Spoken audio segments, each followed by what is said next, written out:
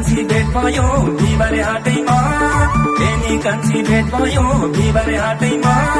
पठाइदेऊ न चिनो फोटो इमो फेसबुकमा पठाइदेऊ न चिनो फोटो इमो फेसबुकमा पठाइदेऊ न चिनो फोटो इमो फेसबुकमा